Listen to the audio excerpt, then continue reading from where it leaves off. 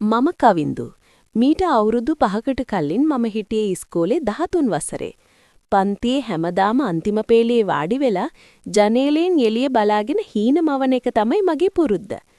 මගේ හැම හීනයකම හිටියේ අපේ අලුතින් ආපු තොරතුරු තාක්ෂණ IT ටීචර්. ඒ තමයි නිල්මිනි ටීචර්.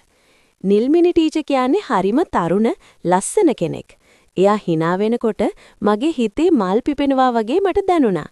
එයා උගන්වනකොට මම බලාගෙන ඉන්නේ පාඩම දිහා නෙවෙයි, එයාගේ ආකර්ෂණීය දැස් දිහා. ටීචර් මට ගොඩාක් කරුණාවන්තයි. කවින්දු, අන්තිම පේළියේ ඉඳන් මොනවද හිතන්නේ කියලා එයා අහද්දි මගේ මූණ රතු වෙනවා. දවසක් ඉස්කෝලේ ඇරිලා යන වෙලාවේ මහා වැස්සක් වැටුණා. මම ඉස්කෝලේ ලොබියේ වැස්ස තුරල් වෙනකම් බලාගෙන හිටියා. හැමෝම වගේ ගිහින්. එතකොට තමයි නිල්මිනි ටීචර් එයාගේ කාර් එක ගාව ඉන්නව මම දැක්කේ. කාර් එක ස්ටාර්ට් වෙන්නේ නැහැ වගේ. මම හෙමීට ටීචර් ගාවට ගියා. ටීචර්, මොකක් හරි උදව්වක් වුණේද? මම ඇහුවා. අනේ කවින්දු, කාර් එක ස්ටාර්ට් වෙන්නේ නැහනේ. මේ වැස්සේ කොහොම යන්නද මන්දා? ටීචර් අසරණ වෙලා කිව්වා. මම කාර් එක චෙක් කළා. ඒත් මටත් ඒක හදාගන්න බැරි වුණා. වැස්ස තවත් වැඩි වුණා. අන්තිමේදී ටීචර් කිව්වා, කවින්දු, වැස්ස තුරල් වෙනකන් අපි IT ලැබ් එකට යමු කියලා. අපි දෙන්න වැස්සේ තෙමි IT ලැබ් එකට දිව්වා. IT ලැබ් එක ඇතුලේ තිබුණේ පුදුම නිහඬතාවයක්. වැස්සේ තෙමුණු නිසා ටීචර්ගේ ඇඳුම් මැංගට ඇලිලා තිබුණා. එයා ඇඳලා හිටපු තුනී සාරිය නිසා එයාගේ හැඩකාර සිරුර මට පෙනුනේ දිව්‍ය අප්සරාවක් වගේ. මම ටීචර් දිහා බලාගෙන ඉන්නවා දැකලා එයා ලැජ්ජාවෙන් hina වුණා. කවින්දු, ඔයාට සීතල නැද්ද? ටීචර් මගේ ගොඩාක් ළඟට ඇවිත් ඇහුවා. මට දැනුනේ මගේ ඇඟ ඇතුලේ ලොකු ගින්නක් ඇවිලෙනවා වගේ. මම හෙමීට ටීචර්ගේ අතින් අල්ලගත්තා. ටීචර් මාව වැළක්වුවේ නැහැ. ඒ වෙනුවට එයා මගේ උරහිසට ඔළුව තියාගත්තා. කවින්දු, ඔයා දන්නවද මම ඔයාට ගොඩක් ආදරෙයි කියලා? ටීචර් රහසින් කිව්වා. එදා ඒ නිහඬ IT ලැබ් එක ඇතුලේ අපේ සීමාවන් බිඳී ගියා. අපි දෙන්න අතරේ තිබුණ ගුරු ශිෂ්‍ය බැඳීම අමතක වෙලා අපි දෙන්න ආදරණීය පෙන්වතුන් වුණා. එදා වැසිබර් හැන්දෑවේ අපේ රහස් ලෝකය ආරම්භ වුණා. අද මම ඉස්කෝලෙන් අයින් වෙලා උපාධියකුත් කරලා ඉවරයි. හැබැයි නිල්මිනි ටීචර් සහ මම අතර තියෙන මේ බැඳීම අදටත් එහෙමමයි. ටීචර් තවමත් අවිවාහිකයි. මම ලැබෙන හැම අවස්ථාවකම එයා හමු වෙන්න යනවා. අපි දෙන්න අතර තියෙන මේ ආදරය ලෝකයට රහසක් වුණත් අපේ හදවත්වලට ඒක ලොකු සෙනසීමක්. අපේ පළමු හමුවීමෙන් පස්සේ මගේ මුළු ජීවිතීම වෙනස් වුණා. පන්තියේ අන්තිම පේළියේ වාඩි වෙලා මම වෙනද වගේම නිල්මිනි ටීචර් දිහා බලාගෙන හිටියා. හැබැයි දැන් ඒ බැල්මේ තිබුණේ වෙනස් මාර්ථයක්. ටීචර් උගන්වන අතරතුර මගේ දිහා බලලා හොරෙන් hina වෙනකොට මට දැනුනේ මුළු ලෝකෙම මගේ අතේ තියෙනවා වගේ. අපි ලැබෙන හැම පුංචි අවස්ථාවකම තනි වුණා.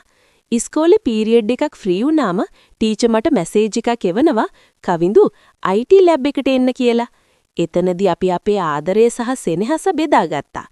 කවින්දු, මට බයයි කවුරු හරි මේක දැනගනීවි කියලා. ටීචර් මගේ උරහිසට ඔළුව තියාගෙන කියද්දි මම එයාගේ අත තදින් අල්ලගත්තා. බය වෙන්න එපා ටීචර්, මම හැමදාම ඔයා එක්ක ඉන්නවා. මම එයාට පොරොන්දු වුණා. එක් දවසක් මම ටීචර් හමු වෙන්න IT ලැබ් එකට ගිය වෙලාවක අපේ විදුල් හල්පතිතුමා හදිසියෙම මේ පැත්තට ආවා. මම ඉක්මනට මේසයක් යට හැංගුණා. ටීචර් හරිම සංසුම්ව විදුල් හල්පතිතුමා එක්ක කතා කළා. මගේ හදවත ගැහුණු වේගය මටම ඇහුණා. මේක අහු වුණොත් ටීචර්ගේ රස්සාවත් ඉවරයි. මගේ ඉස්කෝලේ ගමනත් ඉවරයි කියලා මට හිතුණා. විදුල් හල්පතිතුමා ගියාට පස්සේ ටීචර් මාව බදාගෙන ඇඬුවා. ඒ මොහොතේ මට තේරුණා අපේ මේ රහස රැකගන්න එක කොයිතරම් අමාරුද කියලා. විභාගේ ලඟ වෙද්දි මම පාඩම් වැඩවලදී වැඩි ඉඩක් දුන්නා. ටීචර් මට ගොඩාක් උදව් කළා. ඔයා හොඳට පාස් වෙන්න ඕනි කවින්දු. එතකොට තමයි අපිට නිදහස ඉන්න පුරුවන් වෙන්නේ. ටීචර් මාව උනන්දු කළා.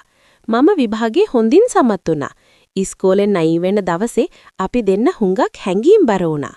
දැන් අවුරුදු 5ක් ගෙවිලා. අද මම රැකියාවක් කරන තරුණයෙක්.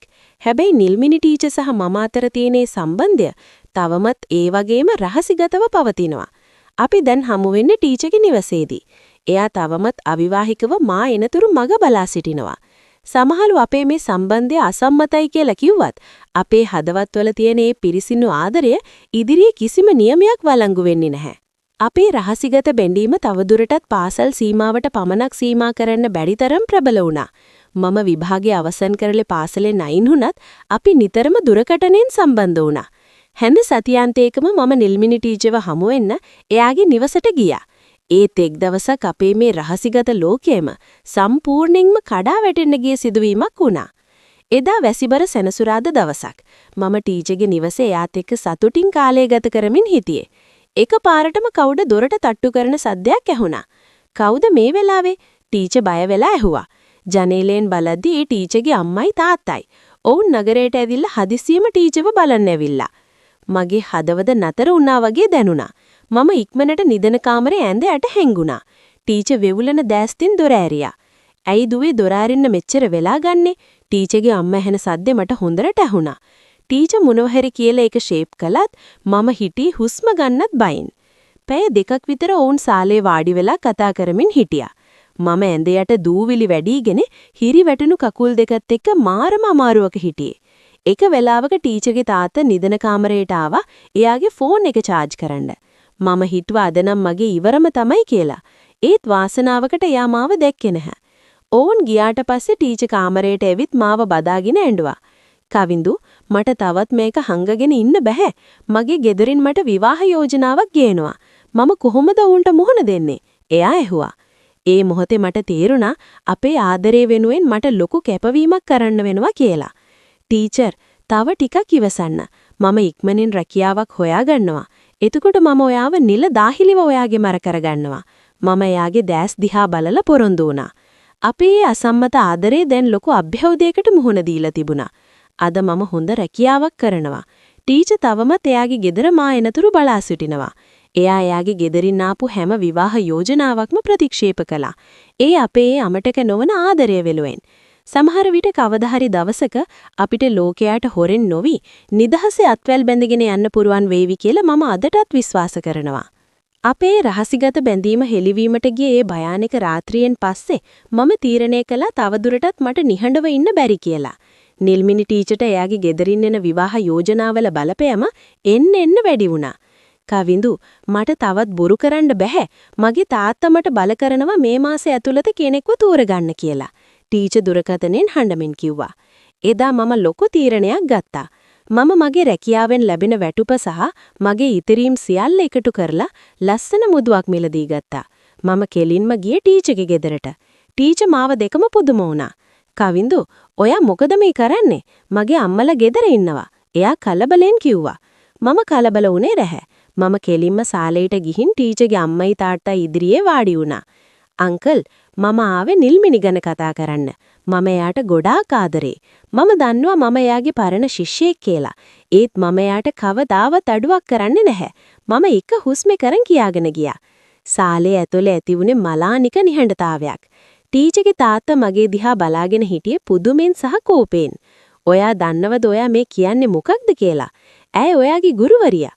ඔහු ගර්ජනා කළා. ඒ ටීචර් ඉදිරියට ඇවිත් මගේ අත තදින් අල්ලගත්තා. "තාත්තේ, මමත් කවින්දුට ආදරේ. මම ජීවත් වෙනවා නම් ජීවත් වෙන්නේ එයා එක්ක විතරයි." එයා ස්ථීර හඬෙන් කිව්වා. ඇත්තටම වුන් මුලින් මේකට දැඩි විරුද්ධව වුණා. මාස කිහිපයක් අපිට ගොඩාක් දුක් විඳින්න වුණා. ටීචර්ට රැකියාවෙන් පවා ප්‍රශ්න ඇති වුණා. හැබැයි අපි අපේ ආදරේ අත්හැරියේ නැහැ. මම මහන්සි වෙලා වැඩ කරලා අපිට ජීවත් වෙන්න පුරුවන් මට්ටමට මගේ ආර්ථිකය හදාගත්තා. අන්තිමේදී අපේ නොසැලෙන බැඳීම දැකලා ටීචර්ගේ දෙමව්පියන්ගේ හිත උණු වුණා.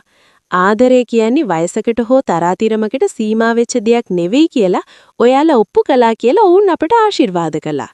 අද නිල්මිනි ටීචර් මගේ බිරිඳ. අපි දෙන්න දැන් සතුටින් පෞල් ජීවිතයක් ගත කරනවා. අදටත් මම එයාට ටීචර් කියලා විහිළුවට කතා කරනවා. එතකොට එයා එදා වගේම ලැජ්ජාවෙන් hina වෙනවා. අපේ මේ අසම්මත ආදර කතාව අද සම්මතයක් වෙලා ඉවරයි. ලෝකයා මොනවා කිව්වත් හදවතින් දැනෙන ආදරය හැමදාම ජය ගන්නවා. අපේ විවාහයෙන් පසු ගත වුණු පළමු වසර මගේ ජීවිතේ මම විඳපු ලස්සනම කාලයයි. නිල්මිනි ටීචර් දැන් මගේ බිරිඳ වුණත් එයා තුල හිටපු ඒ පරණ ගුරුවරියගේ ගටිගුණ තවමත් එහෙමමයි. උදේට වැඩට යන්න කලින් මගේ ටයි එක දාන ගමන් "කවින්දු, අද වැඩ ටික වෙලාවට ඉවර කරන්න ඕනි. හොඳේ?" කියලා එයා කියද්දි මට මතක් වෙන්නේ ඉස්කෝලේ කාලේ එයා මට දීපු අවවාද. අපි දෙන්න පදිංචි වුණේ නගරයෙන් ටිකක් ඈට වෙන්න ලස්සන පුංචි නිවසක. අපේ නිවසේ එක කාමරයක් අපි වෙන් කළා පොත්පත් කියවන්න සහ වැඩ කරන්න. ඒ කාමරේ එක බිත්තියක මම ලස්සනට ෆ්‍රේම් කරලා තිබුණේ අපි දෙන්න ඉස්කෝලේ කාලේ එකට ගත්ත පළමු පින්තූරය. ඒක දිහා බලන හැම වෙලාවකම අපිට මතක් වෙන්නේ අපි ආපු අසීරු ගමන. එක් නිදහස් ඉරින්ද දවසක අපි දෙන්න වත්තපල්ලෙහා තියෙන බංකුවේ වාඩි වෙලා තේ බොමින් හිටියා. කවින්දු, ඔයා හිතුවද කවදා හරි දවසක අපි මේ වගේ එකට ඉඳීවි කියලා? නිල්මිනි මගේ උරහිසට ඔළුව තියාගෙන ඇහුවා. ඇත්තටම නැහැ නිල්මිනි. එදා IT ලැබ් එකේදී වැස්සට තෙමිලා බයේ වෙවුලලා හිටි මටක් වෙද්දි අද මට hina යනවා. ඒත් ඒ බය ඇතුලේ තිබුණේ පුදුම ආදරයක්. මම එයාගේ අද තදින් අල්ලගනිමින් කිව්වා. අපේ මේ සම්බන්ධය නිසා සමාජයෙන් අපිට ආපු බලපෑම්, මිනිස්සුන්ගේ කටකතා, මේ හැම දෙයක්ම අපිට දැන් හීනයක් වගේ. දැන් අපේ ලෝකයට අලුත් සමාජිකයෙක් එන්න ලෑස්ති. නිල්මිනි දැන් මවක් වෙන්න යනවා. එයා යාඩේ කුස පිරිමදිමින්, කවින්දු, අපේ දරුවත් ඔයා වගේම අන්තිම පීළියේ හීන